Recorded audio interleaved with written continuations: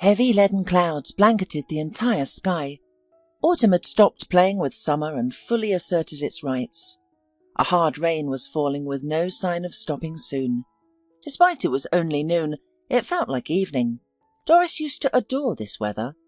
In the orphanage where she lived from the age of 10, she loved sitting at the windowsill in the farthest corner of the corridor. This was her private sanctuary. During unpleasant weather, she liked to nestle there hidden from prying eyes, with a book of fantasy stories, diving into the enchanting world of magic. Outside there could be a bitter rain or a winter blizzard, but inside it was always warm and snug. During these moments, Doris felt an incredible sense of calm and protection, reminiscent of her early childhood, when she had a family. She remembered her mother as young and beautiful, always smiling. Doris pictured her in a light, white dress, with small polka dots, blonde curls cascading over her shoulders, and lips accentuated with lipstick. Her mother worked at the pastry shop, often bringing young Doris cream-filled pastries or croissants. At work, she was valued and loved for her easygoing personality. Doris's father was a skilled mechanic at a factory. Tall, broad-shouldered and vivacious, he loved lively gatherings. They spent their spare time like any other family, going to movies or parks. He would carry his daughter on his shoulders, her tiny arms wrapped around him in a mix of fear and joy, knowing he wouldn't let her fall. Her parents were a sociable couple, often hosting friends late into the night. These gatherings ended with a chorus of loud songs, much to the neighbours' chagrin. Doris couldn't pinpoint when their lives began to change.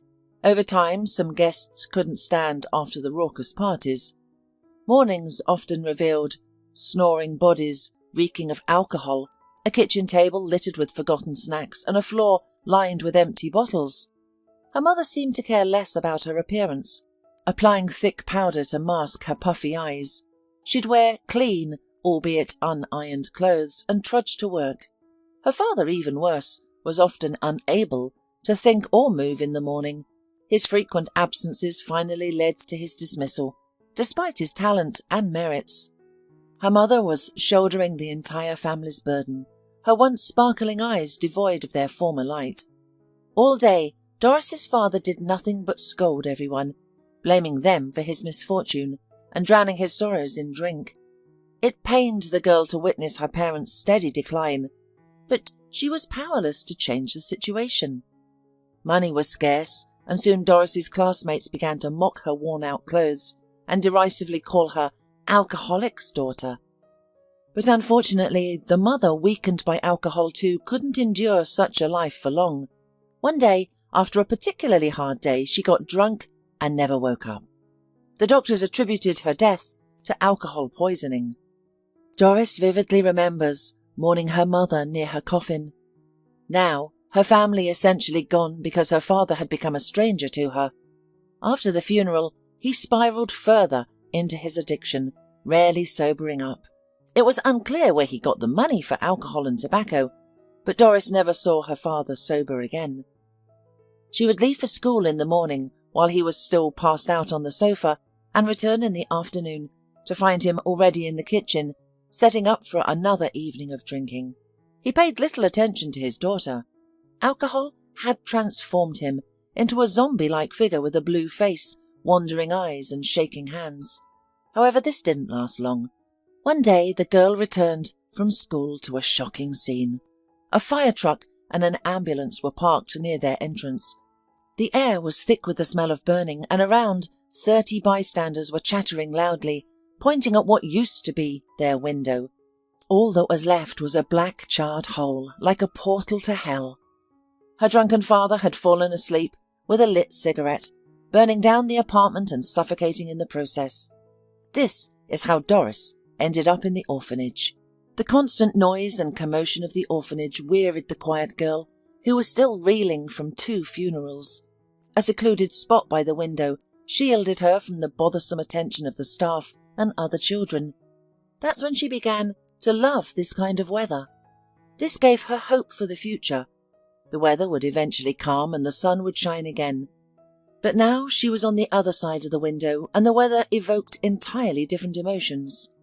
The cold wind was furious, attempting to rip off her simple polyethylene raincoat that lay over a light plain coat. It was chilling her to the bone. Her faux leather boots were soaked, making an unpleasant slapping noise with each step. Doris trudged through the pouring rain down the grey city street, following wherever her gaze led. The few passers-by, huddled under umbrellas, paid her no mind as they rushed to get out of the damp. Cars were indifferent to pedestrians, splashing them as they sped through puddles. Doris's palms and knees were completely numb and lacking sensitivity. She needed to find somewhere warm, even if it was just an entranceway. Doris circled several buildings, but each one was barred by the cold indifference of a code lock. A brightly coloured supermarket facade appeared in the distance. It was a place to warm up and dry off. A wave of warm air greeted Doris as she stepped inside. The young woman meandered through the aisles lined with goods in brightly coloured packages, designed to entice shoppers. She didn't take a basket. What was the point? The only things in her pocket were a jingling handful of coins and 2 small paper bills. She'd have to live on them for a while, until she could figure something out. Suddenly the baby moved within her. Doris stroked her belly, trying to soothe him. "It's okay, baby." But her mind raced. How could it possibly be okay? With just 3 months left until the birth, she found herself jobless, penniless, and without a profession. Every potential employer took one look at her belly and turned her away.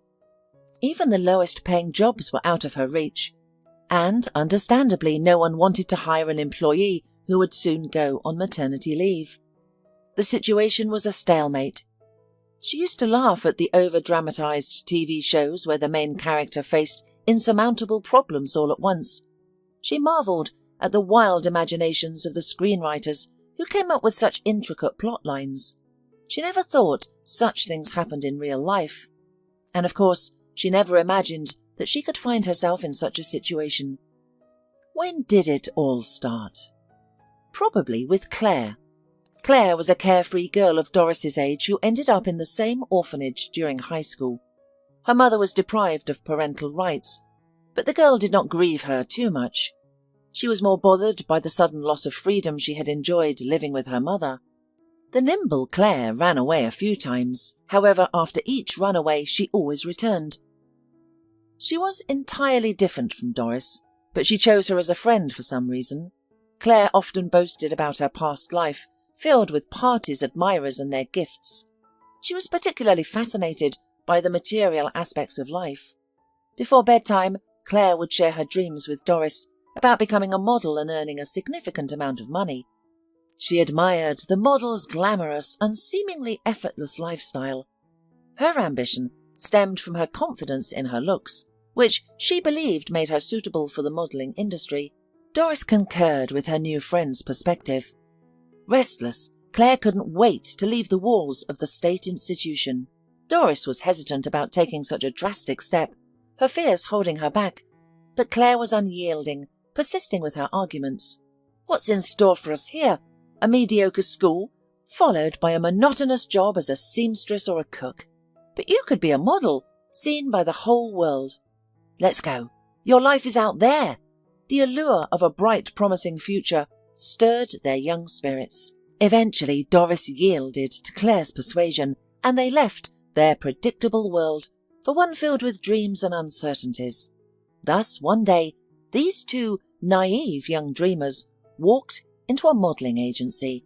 Doris was nervous, expecting ridicule and rejection. However, they were met with interest instead. Claire, with her striking and provocative appearance, knew how to showcase her best traits. She confidently strutted down the catwalk with an almost professional gait. When asked to wear a dress from the latest collection, she promptly, without any hint of shyness, changed into the fashionable outfit, enhancing her appearance even further. Those around her nodded in approval, some even applauded. Doris, however, couldn't act in the same way, as it went against her nature.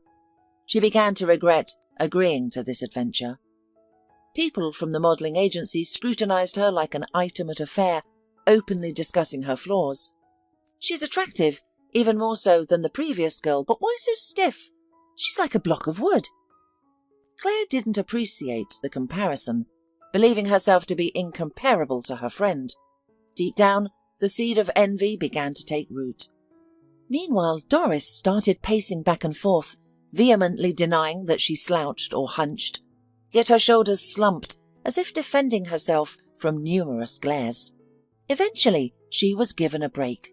A tall, well-groomed woman, apparently in charge, told Doris that she had to work hard if she wished to stay. "I see potential in you, but whether there is talent, time will show." Doris agreed, having no other option. She couldn't bear the thought of returning to the orphanage in shame. On one hand, she was fascinated by the backstage glamour, the beautiful clothes, and the attractive people. On the other hand, she disliked the idea of being a silent mannequin for others' clothes. Claire quickly befriended several models, paying little attention to Doris. 2 days later, Doris was walking through the podium more confident. However, she was yet to acquire the inner courage highly valued in the modelling business. Meanwhile, Claire was consistently flattering Katrina, who was in charge of the girls at the agency. She seemed to be trying to convince Katrina of Doris's lack of talent. At the end of the day, Katrina announced that Doris was unlikely to succeed as a model, but she could stay on as an assistant. Doris was relegated to cleaning, fetching costumes and running errands. She didn't complain, and even felt relief when the attention was no longer focused on her. The only person who couldn't stop watching her was the chief administrator, Hunter. Hunter took immediate notice of the quiet girl with an uncommon appearance. There were plenty of beautiful models around, each unique in their own way, but Doris had something special, a trusting and straightforward demeanour that was rare among the models. Hunter didn't miss an opportunity to wink at her, compliment her, express his sympathy, and advocate for her whenever he could. Thanks to his protection, Doris was given the room in the dormitory. While she felt embarrassed by his attention, she was also profoundly grateful. Having her own private space allowed her to enjoy solitude and silence after long, hectic days filled with the incessant noise and running around. As she lay in bed each night, her thoughts often turned to Hunter. She recalled his casual touches in the elevator, the way he kissed her hand goodbye. These gestures stirred a pleasant sensation within her, evoking a sense of longing. On her weekly day off, she found herself missing his warm smile and his playful gaze. One day, Hunter called unexpectedly, inviting Doris for a city stroll. The prospect of their meeting made her heart flutter with excitement. Her young soul craved the emotional thrill of new experiences. Seeing Hunter in a casual setting, she realized she had long been in love with him. The warmth of his strong hands and the allure of his sweet words stirred a tender excitement in her heart.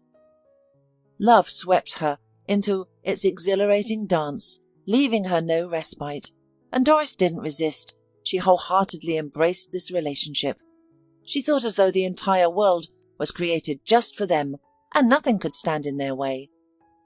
The news that Hunter was married only briefly confused the naive Doris, because Hunter quickly soothed her concerns, claiming that his marriage was only on paper and that he planned to file for divorce soon, to be exclusively and eternally with her.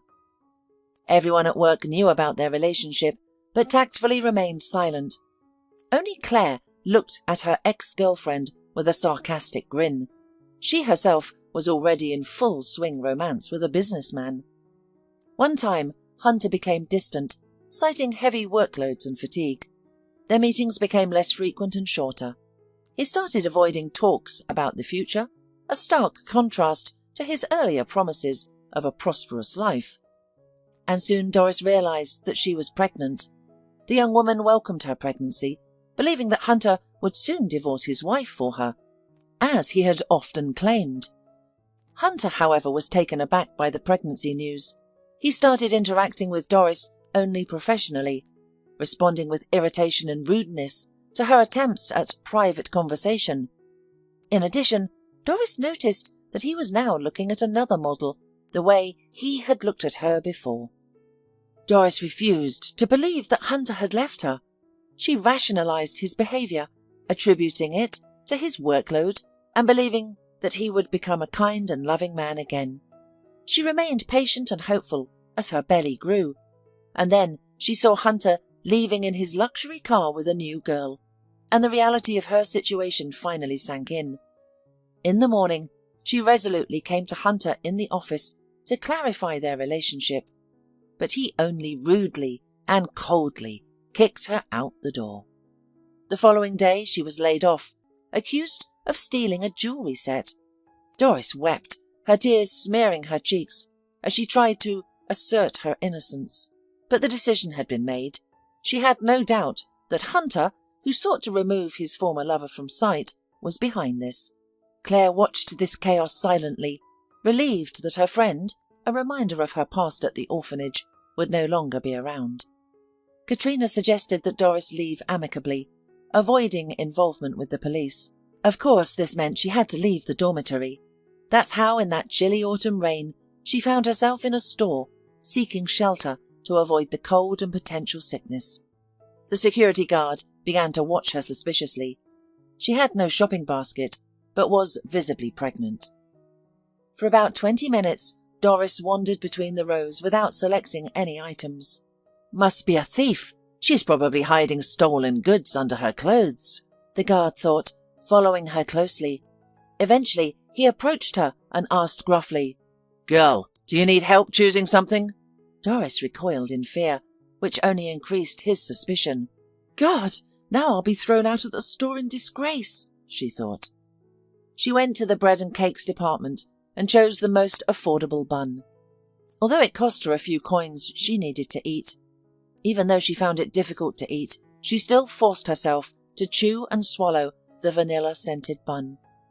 It wasn't the child's fault for having a neglectful mother. The indifferent guard maintained a watchful eye on the drenched woman, quietly eating a bun by the cash register. There was nothing to do anymore. Doris had to go further, but where to? The disparity between the indoor warmth and the outdoor chill seemed starker. The biting wind seemed to be waiting for Doris at the exit, hitting her with a gust of frigid air and showering her with droplets. She entered a few small stores along the way, but the distrustful looks deterred her, and besides, she couldn't afford to purchase anything more. Little by little, the apartment buildings were left behind. Before Doris, a quiet realm of private homes stretched out as far as the eye could see. She'd never been to this part of the city. Enormous mansions were interspersed with smaller houses. There were no pedestrians on the rain-soaked street. The young woman halted, uncertain of her next move. Should she turn back and wander the cold, uncaring streets? Or should she go on, in hopes of finding an uninhabited, abandoned house where she could shelter from the weather and collect her thoughts? Doris stopped suddenly as her gaze fell on the high wicket gate in front of a substantial house. It was slightly ajar, almost inviting her in. Without thinking, she went inside the yard and knocked on the front door. Unsure of what she would say next, Doris felt this was her only chance. "Who is it?" a pleasant male voice inquired.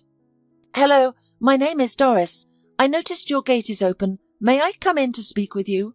she replied, realizing her words might sound odd, potentially alarming to a stranger.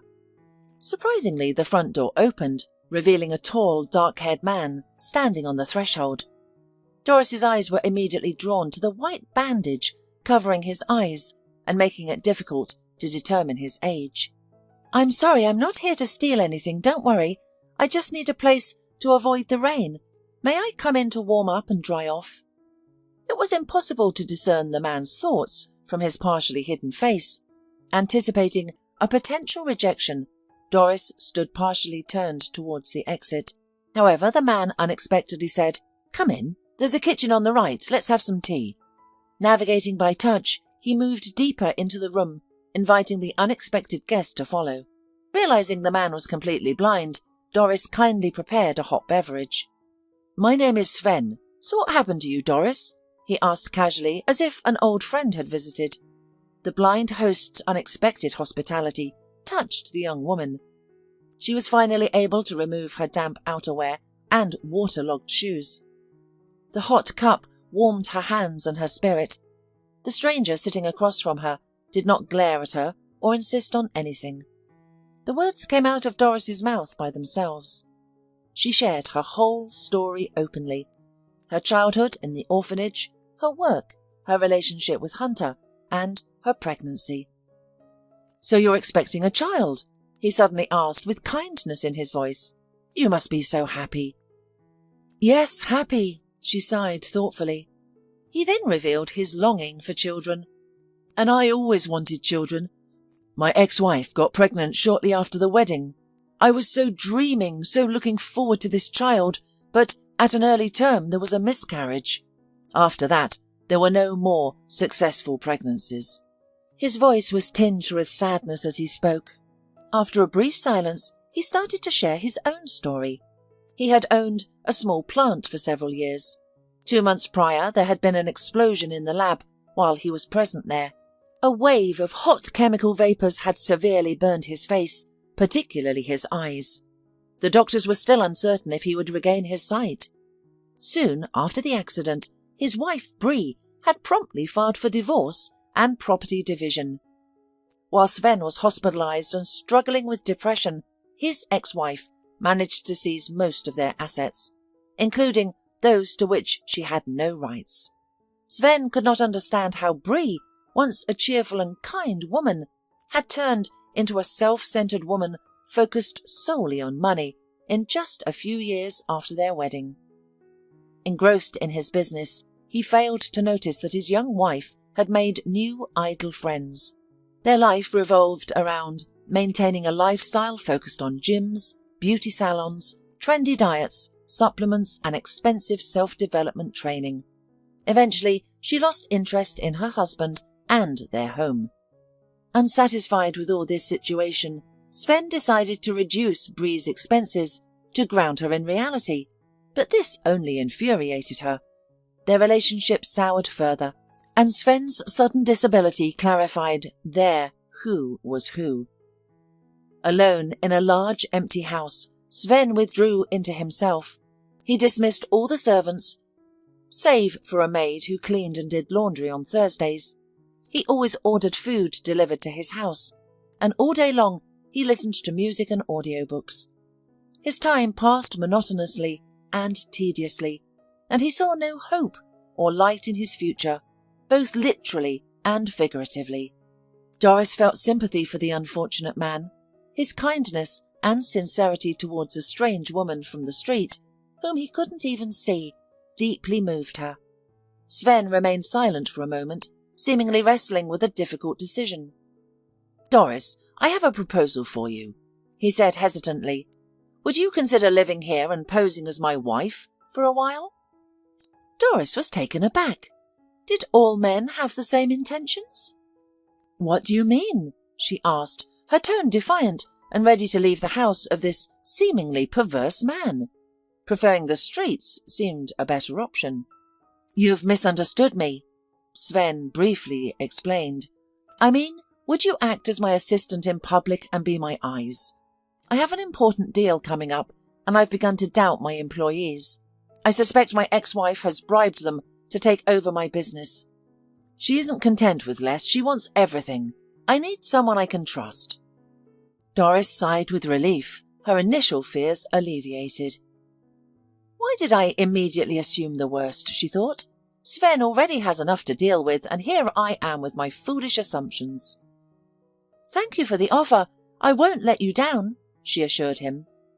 Grateful for the temporary shelter, she began to care for the lonely blind man, preparing his meals, reading books to him aloud, and running errands. With her assistance, he was able to venture outside. Her gentle voice accompanied him everywhere, and her steady hand offered support. As Sven held her warm, graceful palm, he felt a reciprocal response that comforted him and signified her reassuring presence. Being alongside this man lifted Doris's spirits. His serene expression, insightful words, and firm hand provided her inner balance. His close presence enveloped her in a comforting sense of peace, making all worries and sorrows fade away or momentarily hide. As weeks turned into months, harmony pervaded their household, their relationship always maintaining a friendly boundary. However, parting hands became increasingly difficult as they sought to retain the warmth and trust a little longer. The day to sign the documents arrived, and for some reason, Doris felt far more anxious than Sven. They arrived at the meeting a bit early, and they entered the meeting room. Doris was struck by the sight of her former friend Claire, a bright star amidst the serious people dressed officially. Upon seeing her, Claire merely raised her eyebrows in surprise and whispered something to the woman on her right, who Doris suspected to be Sven's ex-wife. The ex-wife looked Doris up and down, grinning, and then whispered something to her neighbour, a burly man with a thick neck and broad shoulders, giving him instructions. The imposing stranger called Doris into the corridor for a conversation. "Doris, as I guess you're assisting Sven, right?" he muttered. Doris could only nod in response as she stared at him, unable to speak. "Excellent. I was right. I see you're going to be a mother soon. I suspect you could use some money?" "A lot of money," he continued, his intense gaze making Doris uncomfortable. "Just imagine, you'll have your own place and a bank account with enough money for 5 years of worry-free living. All you'll have to do is avoid mentioning the contract points marked with a pencil." Doris exhaled deeply, summoning the strength to break free from the unpleasant man's hypnotic gaze. "I'm going to read everything that's printed in it," she declared firmly, before striding resolutely into the office. She was trembling with indignation, and the details of the unpleasant conversation reverberated in her brain. Could she betray the blind man who had given her refuge? Wrestling with her conscience was not for her. Sven, hearing Doris, discreetly took her hand under the table and squeezed it. She responded in kind. The tension subsided, allowing them to focus on the task at hand. For about an hour, Doris read aloud everything written on the sheets in the folder in front of her. Sven listened, nodding occasionally and asking for certain paragraphs to be re-read. There were a few errors in the contract. Hearing the oddly worded phrases, Sven frowned and stood, ready to halt the negotiations. The others quickly scrambled to explain the discrepancies as simple typos. The issues were swiftly addressed, and the deal was sealed. Doris finally let out a sigh of relief, shaking off hours of stress as she leaned back in her chair. Then she felt a sudden, sharp pain. Clutching her stomach, the woman hunched over and groaned. "What's wrong?" Sven asked with concern, placing a comforting hand on her. A wave of warmth and compassion flowed from his palm, easing her pain. "I don't know," Doris replied, sighing with relief. "I'm not due for another 2 weeks. It might be a false alarm." But another wave of pain overtook her, leaving no doubt the contractions had started. Feeling her distress, Sven quickly called for help. "Quickly, call an ambulance. We need to get Doris to a couch." The room sprang into action, and within 15 minutes, Doris was in an ambulance on her way to the maternity ward. Between contractions, she felt a profound absence. It was as if she were floating in space without an anchor. It wasn't until she was in the hospital that she realized what part was missing. The comforting presence of Sven's hand. Waves of intense pain periodically washed over Doris. Everything hurt, including her thoughts. "Congratulations, you have a girl! Look how adorable she is!" The midwife showed the baby to Doris, helping her to take a closer look at her daughter. The baby, with her wrinkled red face and thin limbs, appeared incredibly beautiful to Doris. This was a part of her. This was the little girl she had carried for 9 months, who was so eager to see the world. "Hi," the new mother smiled at her daughter, who waved her tiny hands, trying to adjust to her spacious new world after the comfort of her mother's womb. Doris suddenly felt an unusual warmth and happiness, and her body felt light. But lying on the hospital bed, her euphoria faded, replaced by anxious thoughts about her future. She was no longer alone. The responsibility for her child weighed on her mind. She found herself longing for the home she shared with Sven during their 3 happy months together. But she knew that her time as his temporary assistant was up. And They hadn't agreed on anything more. It would be downright insolent to show up there with a child. What was she to do? A few days later, her doctor said to her during his rounds, "You and the baby are fine. Tomorrow we'll discharge you. Let your relatives come by 10 o'clock. Doris gave a sad smile, thinking, "Yeah, a whole crowd of relatives will arrive tomorrow." The next morning, an elderly nurse peeked into her room. "Doris, your husband is here for you. However, it's a bit early. He's waiting downstairs." Doris was in disbelief. Did Hunter dare to come to the hospital? What could he want from her? After everything she had been through, she didn't want to see or hear from this scoundrel. Living impoverished would be better than living with such a scoundrel. Filled with determination and indignation, Doris jumped to her feet. Now she would tell him everything. Frowning and mentally crafting sharp responses, Doris descended to the first floor. In the lobby, a man sat on a bench holding a large bouquet of flowers, a white bandage covering his eyes. Doris couldn't believe her eyes. Her heart fluttered with joy. "Oh, Sven, it's you! Good morning!" Her voice wavered with excitement. "Hello, Doris." Recognizing her voice, the man stood and presented the flowers. "Congratulations on the birth of your daughter." "Thank you very much." The new mother gratefully accepted the flowers, holding them close to her chest. "Have you chosen a name yet?" Sven asked. "Stephanie," she said affectionately, burying her face in the bouquet and inhaling its sweet scent. "Beautiful name," the man smiled, "and I've come for you." Doris held her breath, afraid to disturb this newfound happiness. Could this kind, strong man truly want to be with her? "I would be happy if you and Stephanie took my last name," Sven said, breaking the silence. Tears welled in Doris's eyes at his tender words, which she hadn't dared to hope for. "But you haven't even seen me, have you?" she whispered, still in disbelief. "I haven't," the man responded, his voice filled with sincerity.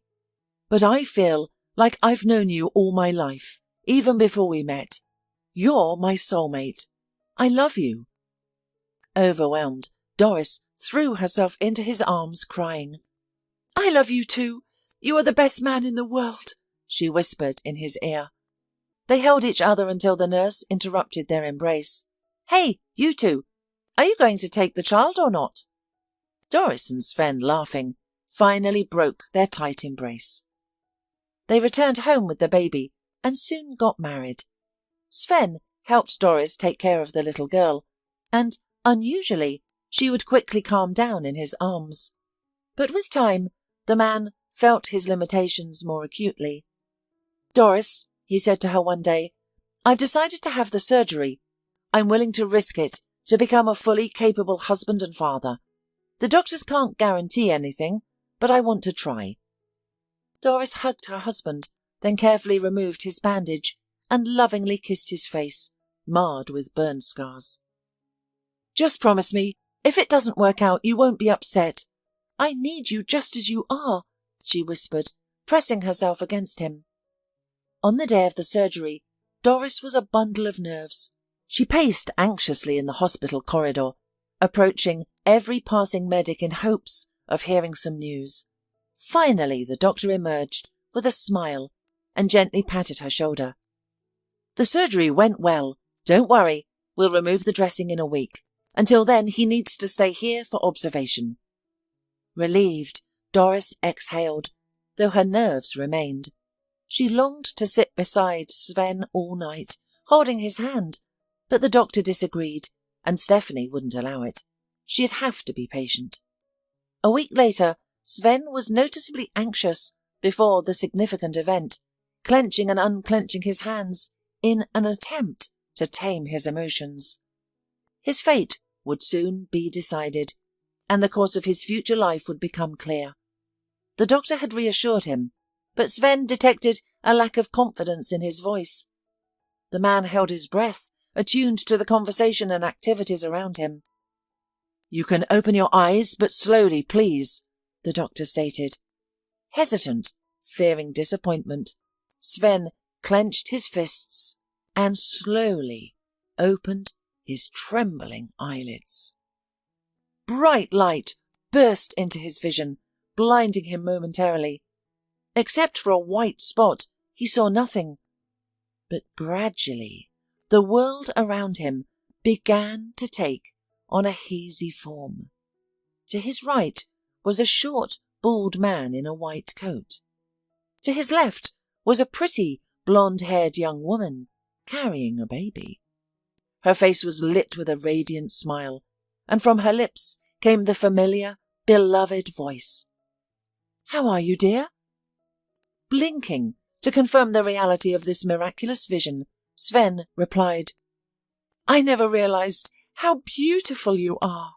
He reached out and gently took the woman's hand. Doris blushed, her eyesight not yet fully recovered, but the progress was encouraging. The sight did not return completely, but even this result pleased and inspired the man. To punish his ex-wife for her betrayal, Sven took her to court and reclaimed his unlawfully taken property. No lawyer could assist Bree. The truth was on Sven's side. Reinvigorated, Sven returned to work with renewed itch. One day during lunch, Bree appeared at his workplace. She barged into the office and, uninvited, took a seat in the visitor's chair. She crossed her legs seductively and looked at her ex-husband. She exuded elegance and glamour, fresh from the beauty salon, in anticipation of their meeting. "Hi, Sven. I'm so glad you recovered," she declared, and Sven realized that her perfect appearance and captivating voice no longer affected him. "What do you want?" he asked indifferently, observing the antics of the traitor who had left him in his darkest hour. "Why do you speak with me so harsh? I missed you," she replied, brimming with feigned goodwill. "When I was in the hospital, you didn't miss me much. You never even came to visit. Were you too busy with the lawyers?" he retorted sarcastically. Bree was unfazed by his biting remark. It seemed she was prepared for such a cold reception. "I was foolish then, but now I understand that I still love you, just like we were on our honeymoon. Remember how good we were together." Her cynical attempt to evoke the happy times of their past had the opposite effect. Sven simply frowned and shook his head sadly. "You can't step into the same river twice. Too much has happened." Ignoring his words, the ex-wife moved closer. Her barely covered chest threatened to escape the indecently deep cleavage.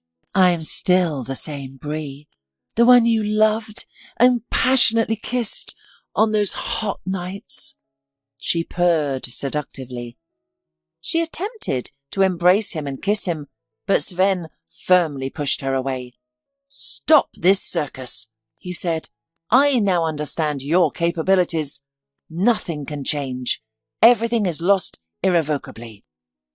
The young woman was taken aback. She had never faced such rejection, yet hope still lingered in her heart. "Please give me one more chance. I will prove my love to you," she pleaded, gazing earnestly into his eyes. Sven only smirked in response. "Did you ever love me? I don't recall such a thing. True love is different. I only came to understand this recently. I love another woman." Bree's expression quickly shifted, becoming one of contempt as she hissed angrily. "Is it the simpleton with a child from an unknown man, and who's claiming it's yours?" Sven couldn't tolerate this. He stood up decisively and pointed towards the door. "Get out! You have no right to make such a claim. Don't ever come back here." Bree snorted scornfully and slowly left, swaying her hips. However, the stirred hornet's nest was not so easily calmed. "My plan didn't work. He chased me away," Bree complained to Claire, whom she recently befriended. "He says he loves your orphan friend." Claire pondered this. Her desire to spite her ex-friend arose from deep down in her heart. "We need to separate them, and I think I know how," she said, her tone full of implication. A familiar figure appeared on the small screen of the intercom. Doris recoiled from the unpleasant sight. "Hunter, how did you find me? What do you want?" she asked. He smiled kindly, holding a bouquet of fiery red roses. "Let me in, Doris. I need to talk to you. These are for you, your favourite," he said. Doris hesitated. Her husband wasn't home. She decided to step outside and talk there. But as the lock clicked open, Hunter burst into the house, ignoring her protests. He thrust the flowers into Doris's hands and made himself comfortable on the living room sofa. "Is that my daughter?" he exclaimed, noticing the little girl in the playpen. "That's not your daughter," Doris said firmly. "But I've calculated the time and I'm sure that—" Doris clenched her teeth and asked, "What do you want?" Hunter laughed, stood up and tried to hug her. "I realized I can't be without you." Doris pushed him away. He landed on the sofa and laughed. "Why so cold? You used to be different." Suddenly, Sven appeared in the doorway. He glanced at Hunter, the bouquet, picked up Stephanie and went into another room with her. The uninvited guest quickly made his exit. Seemingly, he had accomplished the task set for him by Claire. "What was he doing here?" Doris's husband asked angrily. The tone of the voice was ominous. "Honey, he stormed into the house, shoving me aside. I didn't invite him over or call him," she stammered in her defence, although she wasn't at fault. "How could he not have been invited if he was sitting in our living room?" Sven retorted. His baseless accusation deeply hurt Doris. "Sven, you're shouting at me for no reason. Nothing like that happened." Her voice now filled with indignation. Didn't he trust her at all? Blinded by jealousy, Sven continued to fume. "Perhaps I returned early and interrupted your rendezvous," he sneered. This was the last straw. Doris loved Sven deeply, but if he was going to continue doubting her, what was the point of being together? Without trust, their relationship meant nothing. That evening, they spent the rest of their time in silence, each nursing their hurt feelings. It was the first big disagreement in their married life. The morning didn't elevate their strained relationship. Sven went to work without saying any words and spent the day troubled by these memories of Doris's audacious former suitor, who had acted like he still owned her. Could it be that her feelings lingered, since she hadn't shooed him away? These thoughts filled him with bitterness and unease. Then it hit him. He could check the security camera footage. The man's nervous excitement made it difficult to operate the keyboard initially. What would he discover? Betrayal? After reviewing the footage, he couldn't help but grin with relief. He'd been a fool. How could he doubt his beloved wife? Everything was crystal clear. Now, he needed to enhance their home security to prevent such incidents in the future. However, first and foremost, he had to apologize to Doris. "Oh, Doris, my joy, how I love you!" With this sentiment in his heart, he returned home, picking up a large bouquet of lilies and the finest cake he could find at the bakery. Now he would kneel and beg for forgiveness from his faithful wife. But the house was unusually empty. Pride forced the woman to take the child and leave, no longer feeling welcome. Again, Sven plunged into those feelings when he had languished alone with his depression. Total misery. And he blamed himself for this. Doris's phone was disconnected, and Sven had no idea where to find her. His heart was torn apart. His hasty conclusions and cruel accusations had deeply hurt his wife, forcing her to take the child and leave. He needed to act fast. Sven questioned all the neighbours for information, but to no avail. Doris had no acquaintances in the city to whom she could turn. Sven went to the modelling agency where she used to work, yet they knew nothing. He even visited the orphanage where Doris grew up, but found no clues there either. No one could assist him in his search. Late at night he returned to the empty, lifeless house. Exhausted, he collapsed on the living room sofa, unable to bear the thought of spending the night in their marital bedroom. After a sleepless night of worry, Sven set out at dawn to continue his search. He decided to scour social assistance institutions, hoping to find some trace of his family. One by one, he visited homes for people in difficult life situations, but found no trace of the woman he was looking for. As night approached, there was only one place left to check. With little hope, Sven arrived there, fearing if he didn't find his wife and child. "Yes, there is a woman named Doris here," a shelter worker told him, leading him to the room where she'd been staying since the day before. Doris sat on a narrow bed, gently rocking their daughter Stephanie in her arms and humming softly. All the eloquent apologies Sven had prepared during his search instantly left his mind. He could only fall at her feet and bury his face in her lap. He sat there for a while, not daring to look at his wife. It was only when she gently touched him that he stirred. Doris stroked his head and whispered, "What's wrong, Sven?" He raised a guilty gaze to her and said, "Please forgive me, love. I was a fool. Can we please go home?" Doris gave him an affectionate smile. Of course, she forgave him immediately. True love doesn't hold grudges. A couple of months later, the man arrived at his office in a light-hearted and happy mood, but he was met with an unpleasant surprise. His ex-wife was standing near the security. Sven was wary, expecting some sort of trick from her. However, he noticed that she appeared different. Her shoulders were slumped, and her usually regal posture was gone. Her face was gaunt, and bags under her eyes added years to her appearance. Her dark hair was simply slicked back, and there was something unsettling in her eyes. "Sven, I need to talk to you urgently." Her voice was no longer commanding, but pleading. "Let's go to the office," he responded concisely. Bree obediently took the offered chair and stared blankly in front of her, unsure of where to start. "What's the matter?" Sven asked, growing concerned by her distressed appearance. "A few weeks ago, the doctors gave me a terrible diagnosis. It appears my time is limited." Her voice was hoarse and shaky. With trembling fingers, she took a piece of paper out of her purse and handed it to Sven. He read it and sighed heavily, unsure of what to say. "You were right. God has punished me after all. I don't even have the resources for treatment now." She was silent for a moment before continuing. "I want to ask for your forgiveness. For everything."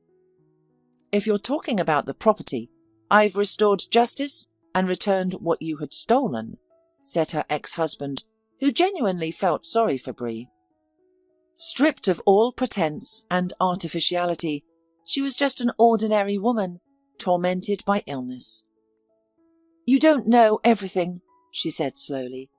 "In the first year of our marriage, I got pregnant and got rid of it, and then 2 more times. I didn't want children." Sven was silent, stunned by her confession. She had betrayed him from the start. "And I also wanted to separate you from Doris," Bree continued. Her gaze dimmed, and in a quiet, almost whispering voice, she added, "And I was the one who arranged that explosion. I wanted to be a widow. I wanted to take over everything as soon as possible. I now realize that I committed a sin, but at that time, my desire for power completely consumed me, as if a demon had taken over. Please forgive me if you can." The end of Bree's confession left the man speechless, grappling with the information. She watched him guiltily, awaiting his verdict.